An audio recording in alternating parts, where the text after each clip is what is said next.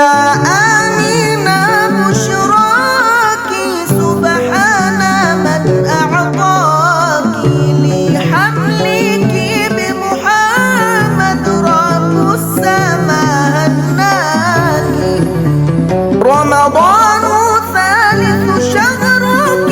يا آمنة يا سعدك الله يجمع شملك بسيد الأملاك. ولد الحبيب مفطونا مكحلا ومدهونا وحاجبا مقرونا ونوره كساك. يا آمنة بشراك سبحان من أعطاك لحملك بمحمد رب السماء هناك. أعوذ بالله من الشيطان الرجيم. بسم الله الرحمن الرحيم.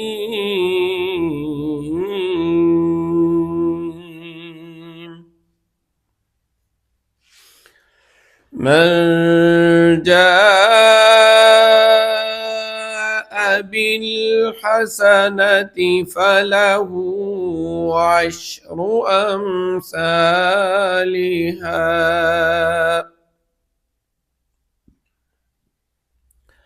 ومن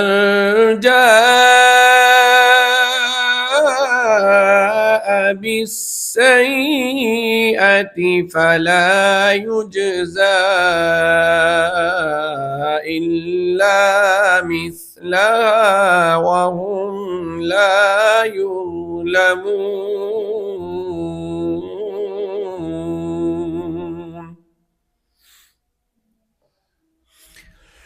من جاء بالحسنة فله عشر أمثالها ومن جاء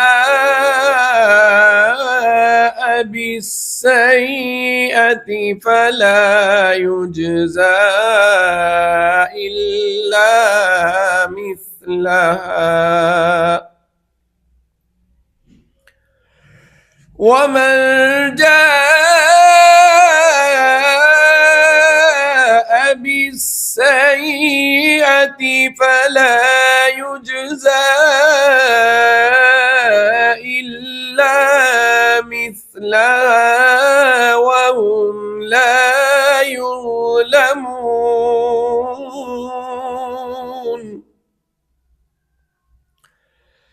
قل إنني هداني ربي إلى صراط مستقيم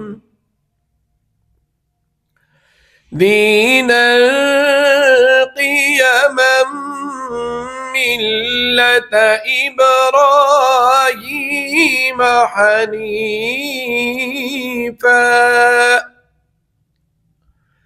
وما كان من المشركين.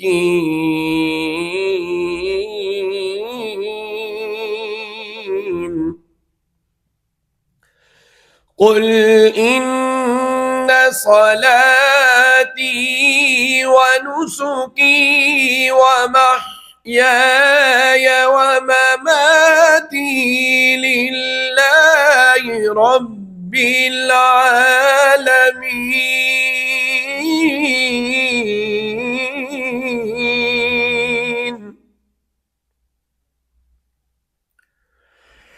قل إن صلاتي ونسكي ومحياي ومماتي لله رب العالمين لا شريك له وبذلك أمرت وأنا أول المسلمين لا شريك له وبذلك أمرت وأنا أول المسلمين صدق الله العظيم. ہاں زلف دیکھی ہے کہ نظروں نے گٹا دیکھی ہے، زلف دیکھی ہے کہ نظروں نے گٹا دیکھی ہے، زلف دیکھی ہے کہ نظروں نے گٹا دیکھی ہے، لٹ گیا جس نے محمد کی ادا دیکھی ہے، لٹ گیا جس نے محمد کی ادا دیکھی ہے، اور اپنے چہرے کو چھپانا نہ میرے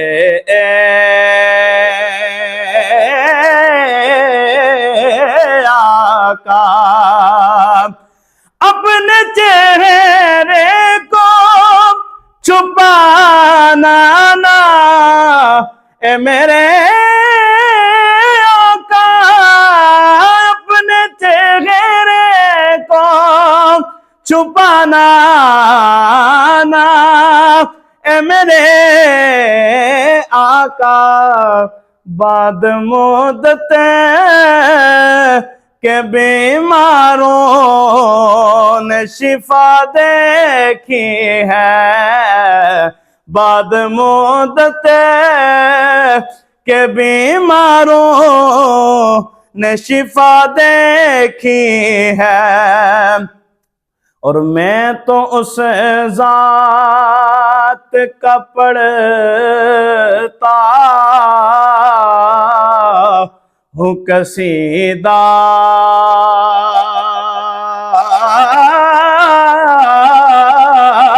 یارو میں تو اس ذات کا پڑھتا ہوں قصیدہ، یارو میں تو اس ذات کا پڑھتا ہوں قصیدہ، یارو جس کی تعریف میں خود ذات خدا دیکھی ہے، جس کی تعریف میں خود ذات خدا دیکھی ہے، آج سرکار نے زلفوں کو سنوارا،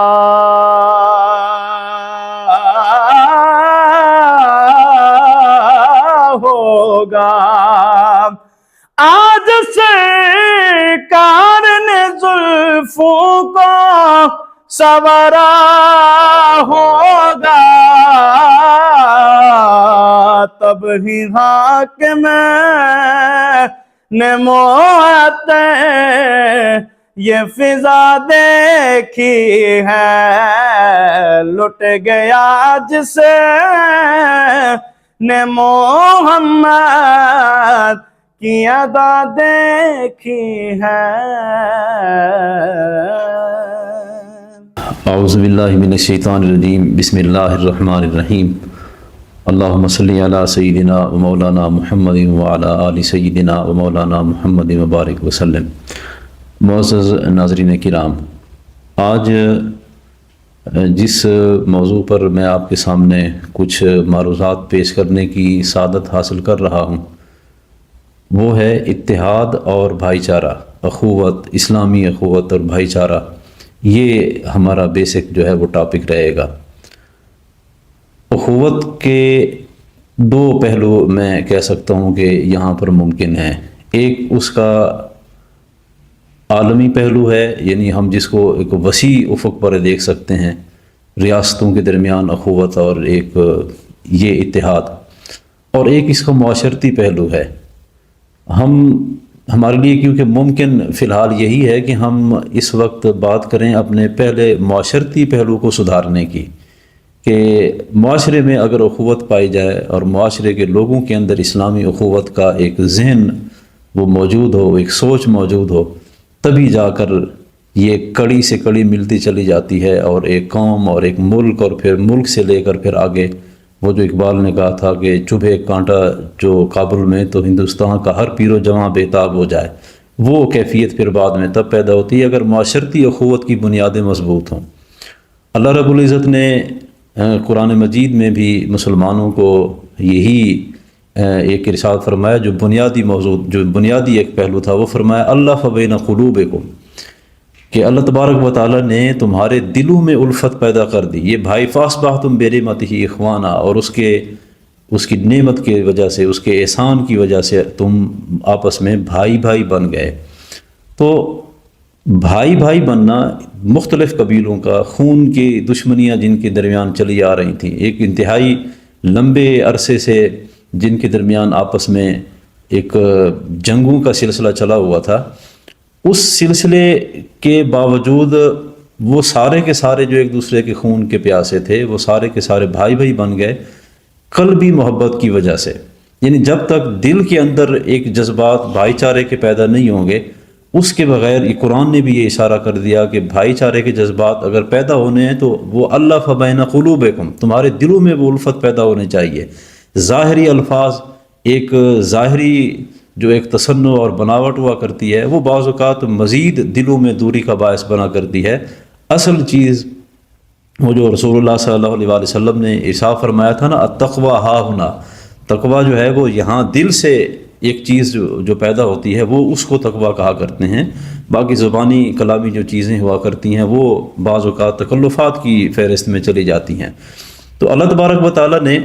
اسی چیز کی طرف اشارہ فرمایا، اور رسول اللہ صلی اللہ علیہ وآلہ وسلم کے فرامین تو بکثرت بھرے ہوئے ہیں۔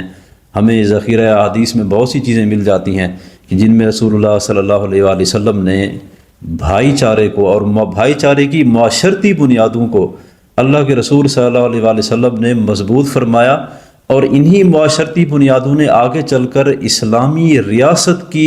بنیادوں کو مضبوط کر کے پھر اس کو بین الاقوامی سطح پر اجاگر کر کے رکھ دیا تھا۔ یہی وہ معاشرتی بنیادیں تھیں اخوت کی جو مضبوط ہوتی گئیں، اور اسلامی اخوت جو ہے اس کی سرحدیں وہ طویل در طویل اور وسعت در وسعت ان کے اندر پیدا ہوتی چلی گئی۔ تو اللہ کے رسول صلی اللہ علیہ وآلہ وسلم نے اخوت کا جو بنیادی کنسیپٹ دیا ہے، اس میں پہلی چیز جو آتی ہے وہ ہے انسان کے دوسروں کے بارے میں دل کا صاف ہونا، اپنے مسلمان بھائی کے بارے میں دل کا صاف ہونا، کہ انسان کا جو دل ہے وہ اپنے مسلمان بھائی کی طرف سے ہر قسم کی کدورت سے خالی ہو، ہر قسم کے بغض اور حسد سے خالی ہو۔ اور یہ ایک ایسی چیز ہے کہ جس کا پیدا کرنا یہ بہت مشکل کام ہے، یعنی ہم اس کو آسان نہیں کہہ سکتے۔ اللہ کے رسول صلی اللہ علیہ وآلہ وسلم نے حضرت ابو ہریرہ رضی اللہ تعالیٰ عنہ کو یہ نصیحت فرمائی تھی۔ آپ نے فرمایا تھا کہ اگر تمہاری صبح اور تمہاری شام اس کیفیت کے اندر گزرے، اس حال کے اندر آئے کہ تمہارے دل میں اپنے کسی مسلمان بھائی کے بارے میں کوئی بھی اس میں کدورت نہ پائی جائے، کوئی بھی تمہارے دل کے اندر کوئی میل تک نہ ہو اپنے مسلمان بھائی کے بارے میں، اگر ایسا کر سکتے ہو تو کرو، کیونکہ یہ میری سنت ہے۔ یعنی اللہ کے رسول صلی اللہ علیہ وآلہ وسلم نے جو یہ ورڈنگ آپ ملاحظہ فرمائیں کہ اگر ایسا کر سکتے ہو تو کرو، کیونکہ یہ میری سنت ہے، اور یہ سنت ایسی سنت ہے جس کو ایک مشقت کے ذریعے، ایک مشق کے ذریعے جو ہے وہ پیدا کرنا یہ ممکن تو ہے، لیکن لگتی ہے اس میں کچھ محنت زیادہ. بہت مشکل ہوا کرتا ہے کہ کسی انسان کے بارے میں انسان کے دل میں میل تک نہ ہو، اور یہ اللہ کے رسول کی ایسی سنت ہے. اور حضور صلی اللہ علیہ وآلہ وسلم نے یہاں پر ایک اور چیز بھی ایک مرتبہ ارشاد فرمائی اپنے صحابہ کو. آپ نے ارشاد فرمایا تم لوگ جب میرے پاس آتے ہو تو میرے پاس آ کر اپنے دوسرے مسلمان بھائیوں کی باتیں نہ پہنچایا کرو کہ فلاں نے آج یہ کر دیا، فلاں نے اس کا مزاج ایسا ہے، اس نے فلاں کام اس طرح کر دیا. تو حضور نے ارشاد فرمایا مجھ تک اس طرح کی باتیں نہ پہنچایا کرو، کیونکہ میں چاہتا ہوں کہ جب میرا تم میں سے کسی سے بھی سامنا ہو، کسی سے ملاقات ہو، تو میرے دل کے اندر اس کی وہ جو خامی تم نے بیان کر رکھی تھی وہ چیز میرے دل کے اندر پیدا نہ ہو، اس کا خیال تک نہ آنے پائے. یہ اللہ کے رسول صلی اللہ علیہ وآلہ وسلم نے صحابہ کرام کے درمیان یہ تصور اجاگر فرمایا ہے. یہ اخوت کا یہ پہلو بہت مضبوطی کے ساتھ اجاگر فرمایا ہے. تو دلوں کے اندر میل تک پیدا نہ ہو، یہ اخوت کا اعلیٰ ترین درجہ ہے. اور اس کے علاوہ اخوت کے اور جو باقی تقاضے ہیں ان کے اندر ہم یہ دیکھتے ہیں کہ رسول اللہ صلی اللہ علیہ وآلہ وسلم نے ارشاد فرمایا کہ اپنے مسلمان بھائی کی ضروریات کو بقدر استطاعت پورا کرنا ممکن ہے جہاں تک اس کو پورا کیا جائے. اور حدیث پاک میں تو یہاں تک بھی آتا ہے کہ آپ صلی اللہ علیہ وآلہ وسلم نے ارشاد فرمایا کہ میں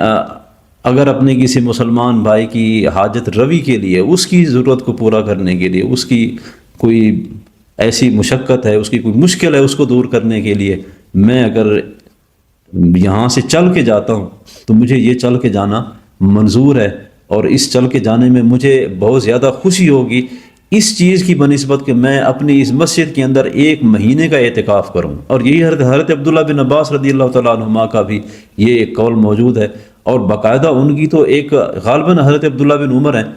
یا حضرت عبداللہ بن عباس ہیں، ان کا واقعہ بھی موجود ہے کہ انہوں نے باقاعدہ اعتکاف توڑ دیا تھا. رمضان المبارک کا جو سنت موقدہ علی الکفایہ وہ اعتکاف ہوتا ہے وہ توڑ دیا تھا، اس وجہ سے کہ ایک آدمی نے آ کر ان سے کوئی کام کرنے کا کہا تھا کہ میرا یہ کام کرنے، کوئی سفارش کرنے کا کہا تھا. یہ مسجد سے اعتکاف توڑ کے اس کے لیے چل پڑے تھے اور اسی حدیث کے پیش نظر چل پڑے. تو بھائی چارے کا تقاضا معاشرتی بنیادوں پر اگر دیکھیں تو اپنے مسلمان بھائیوں کی ضروریات کو، ان کی مشکلوں کو دور کرنا. اور اللہ کے رسول صلی اللہ علیہ وآلہ وسلم نے تو یہاں تک ارشاد فرمایا کہ جتنی دیر تک انسان اپنے مسلمان بھائی کی کسی ضرورت کو پورا کرنے میں لگا ہوا ہوتا ہے، اس وقت تک، اس عرصے کے اندر اللہ تبارک و تعالیٰ اپنے اس بندے کی حاجتوں کو پورا کرنے میں جو ہے وہ مگن ہوتا ہے. اللہ تبارک و تعالیٰ اس کی حاجتوں کو پورا کرنے کے اسباب اور انتظامات فرما رہا ہوتا ہے. تو یہ ہم اگر کسی مسلمان بھائی کی ضرورت کو پورا کر رہے ہوں، اس کی کوئی حاجت روی کر رہے ہیں اور اللہ ہماری حاجتوں کے اسباب اور انتظامات فرما رہا ہو، تو میرے خیال میں یہ کوئی خسارے کا سودا نہیں ہے. اور پھر اللہ کے رسول صلی اللہ علیہ وآلہ وسلم نے، اگر ہم دیکھیں مشکل سے مشکل ترین یہ معاشرتی تقاضے ہیں اخوت کے، بھائی چارے کے، جن کو آج کے دور میں ہم کہہ سکتے ہیں کہ یہ مشکل ہیں. ان کو اپنانا، ان کا عادی ہونا، اپنی طبیعت کو اس طرف مائل کرنا، اپنے مزاج کو اس پر ڈھالنا. ہمارے ساتھ لوگوں نے جو سلوک اور رویے رکھے ہوتے ہیں، ہم بار بار انہی کو لا کے اپنے ذہن کے اندر، وہ چیزیں ذہن کے اندر انسان کی چبھتی رہتی ہیں، ہر وقت یاد آتی رہتی ہیں. یہ اب مسلمان کا ایک امتحان ہوا کرتا ہے کہ وہ اپنی جبلت کے اوپر، اپنی جو فطری عادت ہے، اس کو مسلمان بھائی کی خیر خواہی کے اندر صرف کرتا ہے، یا پھر اپنے اس غصے کو اپنے اوپر حاوی ہونے دیتا ہے جو اس دوسرے مسلمان بھائی کے رویے کے بارے میں ہے. یہ اب انسان کے لیے چوائسز ہیں، انسان کس چیز کو اختیار کرتا ہے. یہ جس چیز کو اختیار کرے گا اللہ تبارک و تعالیٰ پھر آگے اجر بھی ویسا ہی عطا فرماتا ہے. ایک اور جو معاشرتی کمزوری بھائی چارے کے حوالے سے میں سمجھتا ہوں کہ آج کے دور میں بہت ہی مشکل ہو چکا ہے اس چیز کو اپنانا، اور وہ یہ ہے کہ ایک مسلمان بھائی سے غلطی ہوتی ہے اور وہ آ کر معافی مانگتا ہے، درگزر کرنے کی درخواست کرتا ہے، اور ہم آگے سے اس کا عذر اور اس کی معذرت قبول کرنے سے انکار کر دیتے ہیں. تو اللہ کے رسول صلی اللہ علیہ وآلہ وسلم نے ارشاد فرمایا، حضرت جابر بن عبداللہ رضی اللہ تعالیٰ عنہ اس کے راوی ہیں، وہ فرماتے ہیں کہ حضور نے ارشاد فرمایا، اگر ایک مسلمان بھائی کسی کے پاس معذرت اپنی لے کر جائے اور دوسرا بندہ وہ معذرت قبول کرنے سے انکار کر دے، تو حضور نے ارشاد فرمایا فلم یرد علیہ الحوضہ، وہ معذرت قبول کرنے سے انکار کرنے والا شخص میرے پاس حوض کوثر پر نہ آنے پائے میں اس کو منہ نہیں لگاؤں گا. یعنی اپنے مسلمان بھائی کی معذرت کو قبول نہ کرنا، یہ ایک ایسا انسان، ایک مسلمان آدمی کا ایک ایسا، میں سمجھتا ہوں کہ یہ ایک ایسا وصف ہے، اس کے اندر یہ ایک ایسی خامی ہے کہ جو اس کی دنیا تو شاید اس پہ اثرات ڈالے گی دنیا کے معاملات کے اوپر، لیکن اخروی معاملات کے اندر جتنا اثر انداز ہوتی ہے، اس سے بڑھ کر ایک مسلمان کے لیے وعید کیا ہو سکتی ہے کہ اللہ کے رسول صلی اللہ علیہ وآلہ وسلم اس کو یہ کہہ کے جا رہے ہوں کہ مجھے حوض کوثر پر میرے سامنے نہ آنا، میں نے تمہیں منہ نہیں لگانا. اور وجہ کیا ہے کہ اپنے مسلمان بھائی کا عذر قبول نہیں کیا، اس کی معذرت قبول نہیں کی گئی، رد کر دیا گیا، اس کی معذرت کو مسترد کر دیا گیا. اپنی ذات کو، اپنی تکالیف کو سامنے رکھ کر، وہ ساری چیزیں دیکھ کر یہ کہا گیا کہ بھائی تم نے ہمارے ساتھ جو سلوک رکھا ہے، تم نے ہمارے ساتھ جو رویہ رکھا ہے، وہ اس کا تقاضا نہیں کرتا، وہ اس کا متحمل نہیں ہے کہ ہم تمہاری معذرت قبول کریں. تو یہ اللہ کے رسول صلی اللہ علیہ وآلہ وسلم نے فتح مکہ کے موقع پر جتنی معذرتیں آپ نے قبول فرمائی ہیں، جتنے عذر آپ نے قبول فرمائے ہیں، لا تثریب علیکم الیوم، یہ ایسا ایک جملہ ہے جو فقط ممبر کے اوپر بیٹھ کر بیان کرنے کے لیے نہیں ہے، دوسروں کو سنانے کے لیے نہیں ہے، بلکہ یہ اپنے اوپر بھی جب اپلائی کرنے کا وقت آتا ہے، اس وقت انسان کو لطف بھی آتا ہے کسی کو معاف کرنے کا، جب اللہ کے رسول کی یہ سنت انسان کی نظروں کے اندر موجود ہو. اور پھر ایک اور جو اس حوالے سے خامی پائی جاتی ہے، معاشرتی تقاضوں کے اندر جو بھائی چارے کے تقاضے ہیں ان کو پورا کرنے میں جو ایک کمی اور خامی پائی جاتی ہے، وہ ہے کہ اپنے مسلمان بھائی کی عزت کا دفاع کرنا. اس حوالے سے بہت زیادہ ہمارے اندر خامی اور کمزوری پائی جاتی ہے. جن مجالس میں ہم آج کل بیٹھتے ہیں، جو ہماری نشستیں ہوتی ہیں، یہ ممکن ہی نہیں ہے کہ اس میں کوئی کسی دوسرے مسلمان بھائی کی شخصیت، اس کی شخصیت کے پہلو اور اس کا کردار، اس کا کریکٹر ہماری زبان پر نہ آئے. یہ ممکن ہی نہیں ہے. آج کی جتنی بھی نشستیں ہیں، جتنی بھی مجالس ہیں دوستوں کی اکٹھ ہوتے ہیں، یہ ممکن ہی نہیں رہا اب. لیکن اللہ کے رسول صلی اللہ علیہ وآلہ وسلم نے جو ہمیں تصور دیا ہے، حضرت عثمان غنی رضی اللہ تعالیٰ عنہ کا واقعہ کہ جب صلح حدیبیہ کا وہ موقع تھا، جب وہ اس کو بھیجا گیا، حضرت عثمان غنی رضی اللہ تعالیٰ عنہ کو بھیجا گیا تھا انہیں مسلمانوں کا سفیر بنا کر، اور یہ پیغام دینے کے لیے کہ ہم یہاں تمہارے پاس صرف یہ ایسا نہیں ہے کہ ہم جنگ کرنے کے لیے آئے ہوں، بلکہ ہم صرف یہاں عمرہ کرنے کی غرض سے آئے ہیں، اللہ کے گھر کی زیارت کرنے کی غرض سے آئے ہیں. اس وقت حضرت عثمان غنی رضی اللہ تعالیٰ عنہ کے بارے میں کچھ صحابہ نے جا کر حضور کی بارگاہ میں جب یہ کہا اور یہ عرض کی کہ یا رسول اللہ، عثمان بڑے خوش قسمت ہیں، خوش نصیب ہیں کہ وہ یہاں پر، وہ ہمیں یہاں پر چھوڑ کر وہاں خود طواف کے مزے لے رہے ہوں گے. تو حضور نے ارشاد فرمایا کہ نہیں، میں جس عثمان کو جانتا ہوں وہ ایسا نہیں کر سکتا کہ وہ ہمیں چھوڑ کر اور خود طواف کے مزے لے رہا ہو. تو گویا کہ حضرت عثمان غنی رضی اللہ تعالیٰ عنہ کی شخصیت کا دفاع کرنا اور ان کی عزت اور ناموس کے حوالے سے بھلے ایک معمولی سی بات کی گئی تھی، لیکن اللہ کے رسول صلی اللہ علیہ وآلہ وسلم نے اس کو بھی آپ نے گوارا نہیں فرمایا. اور پھر اس کے بعد حضرت معاذ بن جبل رضی اللہ تعالیٰ عنہ جو ہیں، وہ ان کی موجودگی میں جب غزوہ تبوک کا موقع تھا، اور بڑا خوبصورت یہ ایک واقعہ بنتا ہے کہ حضرت کعب بن مالک رضی اللہ تعالیٰ عنہ غزوہ تبوک میں شرکت نہیں کر سکے کسی وجہ سے. اور صحابہ کرام نے جب غزوہ تبوک کے موقع پر حضور صلی اللہ علیہ وآلہ وسلم کے سامنے جب یہ بات چھڑی، آپ نے پوچھا کہ ما فعل کعب بن مالک، یہ کعب بن مالک کا کیا معاملہ ہے، وہ کیوں نہیں آ سکے؟ تو کچھ لوگوں نے وہاں پہ جملے کسے اور انہوں نے کہا کہ یا رسول اللہ، وہ اس وقت بڑی خوشحالی کی عالم میں تھے، اور ان کا لباس اور ان کی گزر اوقات اور اس وقت جس خوشحالی کی کیفیت میں وہ تھے، اس چیز کی وجہ سے وہ آپ کے ساتھ شانہ بشانہ یہاں شریک نہیں ہو سکے. بڑے کہتے ہیں جس طرح کے ہواؤں میں اڑ رہے ہیں جی آج کل وہ صاحب. تو اس طرح کے جملے صحابہ کرام نے حضور کی بارگاہ میں ان کے سامنے، آپ کے سامنے عرض کیے. تو حضرت معاذ بن جبل رضی اللہ تعالیٰ عنہ ان سے رہا نہیں گیا، انہوں نے عرض کی یا رسول اللہ صلی اللہ علیہ وسلم، یہ سب آپ سے غلط بیانی کر رہے ہیں، ہم اپنے بھائی کے بارے میں خیر کے علاوہ اور کچھ نہیں جانتے. ہم اپنے بھائی کے بارے میں صرف خیر کے پہلو جانتے ہیں کہ وہ خیر پر مبنی ان کا معاملہ ہے، وہ کسی وجہ سے رہ گئے ہوں گے یہاں ہمارے ساتھ شریک ہونے سے، وگرنہ یہ ممکن نہیں ہے کہ آپ صلی اللہ علیہ وآلہ وسلم جو ہے وہ کسی ایک مہم پر روانہ ہوں اور کعب بن مالک آپ سے پیچھے رہ جائیں، کوئی معاملہ ہوگا. تو یہ مسلمان بھائی کی عزت کا دفاع کرنا، ان کے کردار پر اگر کوئی حرف اٹھانے کی کوشش کر رہا ہے تو اس کو آسان انداز میں ان کا دفاع کرنا، یہ اسلامی بھائی چارے کا ایک اہم پہلو ہے جو آج کل کم از کم ہماری مجالس کے اندر میں یہ سمجھتا ہوں کہ یہ مفقود ہوتا چلا جا رہا ہے۔ اسی طرح حضرت علی رضی اللہ تعالیٰ عنہ کا ایک فرمان ابن بطال نے شرح البخاری میں وہ ذکر کیا ہے کہ آپ رضی اللہ تعالیٰ عنہ نے ارشاد فرمایا، اگر تم اپنے مسلمان بھائی کے بارے میں کوئی خیر کی بات، کوئی مروت کی بات جانتے ہو اور جانتے ہو کہ وہ بندہ ایک صاحب اخلاق اور صاحب کردار آدمی ہے، تو پھر تمہیں چاہیے کہ کسی بھی مجلس کے اندر اس کی عزت پر حرف نہ آنے دو۔ کسی بھی مجلس کے اندر جہاں اس کی کردار کشی کی جا رہی ہو وہاں پر پھر اپنے مسلمان بھائی کی عزت کے اوپر حرف نہ آنے دو جب تمہیں اس کے بارے میں پتہ ہے کہ وہ انسان ایک صاحب کردار آدمی ہے۔ تو یہ اخوت کی بنیادیں ہیں، یہ اسلامی بھائی چارے کی وہ معاشرتی بنیادیں ہیں جن کے حوالے سے آج ہمارے معاشرے کے اندر بہت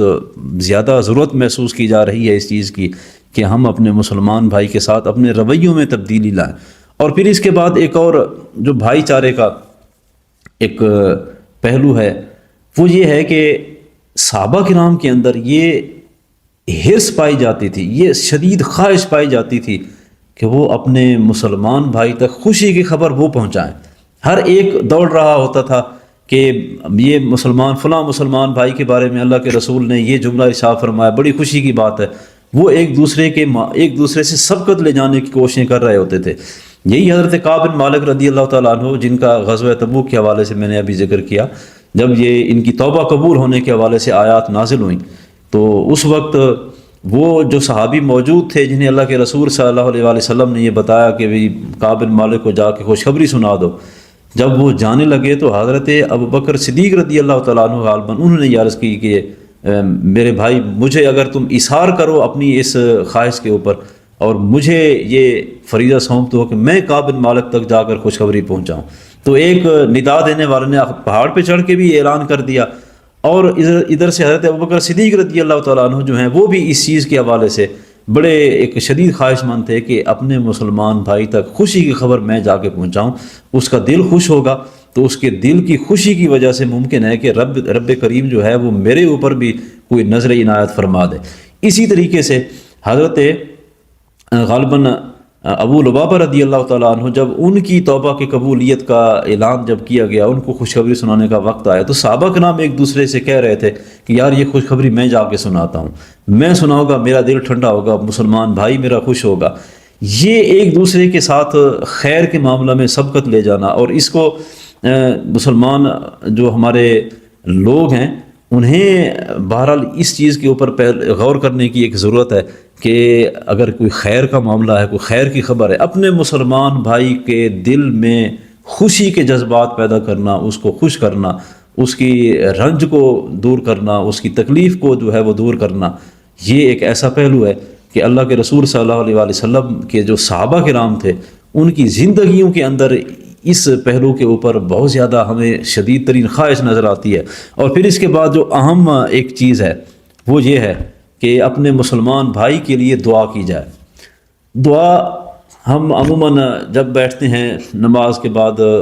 کسی اجتماعی ایک محفل ہوتی ہے، جمعہ کا اجتماع ہوتا ہے، عید کا اجتماع ہوتا ہے، تو ہم سب مسلمانوں کی خیر مانگ رہے ہوتے ہیں۔ وہ ایک ایسا پہلو ہے کہ جس کے اندر تو کوئی شک نہیں ہے،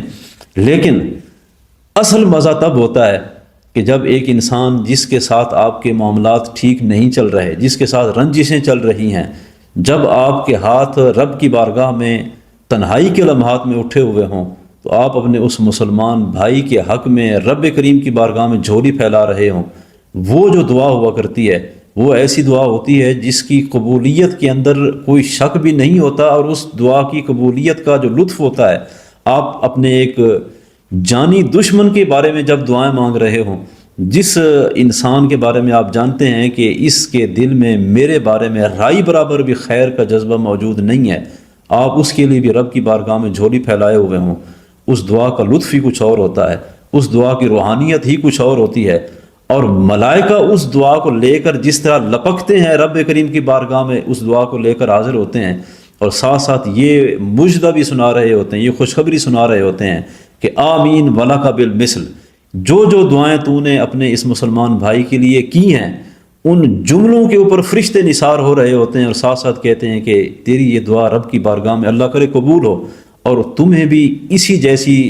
اللہ تبارک و تعالیٰ نعمتوں سے نوازے، اسی اجر سے نوازے جو اجر تو نے اپنے مسلمان بھائی کے لیے مانگا ہے۔ تو ذرا اس چیز کی پریکٹس کر کے دیکھیے، وہ تنہائی کے لمحات جب انسان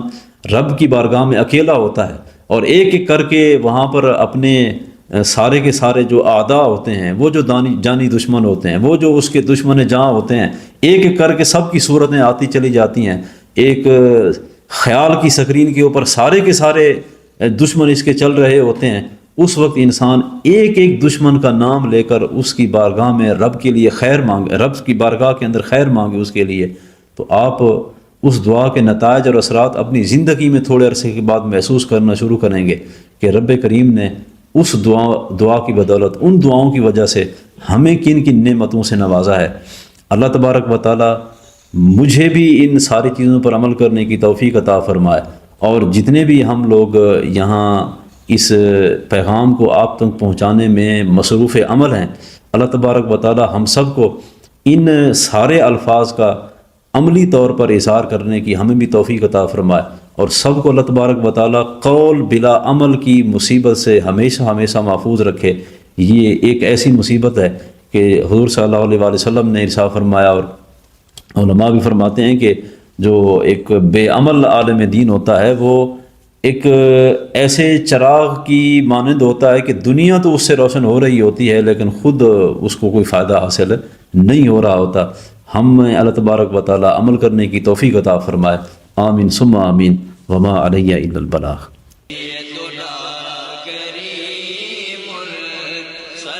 دارالعلوم محمدیہ غوثیہ بھیرا شریف دینی اور عصری تعلیم کا بے مثال ادارہ ہے، جہاں عصر حاضر کے تقاضوں کے مطابق قرآن و سنت کی تعلیم دی جاتی ہے، اور ہر سال ہزاروں طلباء و طالبات زیور تعلیم سے آراستہ ہو رہے ہیں۔ رمضان المبارک کے بابرکت لمحات میں زکوٰۃ و صدقات اور مالی تعاون اس عظیم ادارے تک پہنچا کر اس مشن میں اپنا حصہ ڈالیں۔ درجہ ذیل اکاؤنٹس پر اپنا تعاون ارسال فرمائیں۔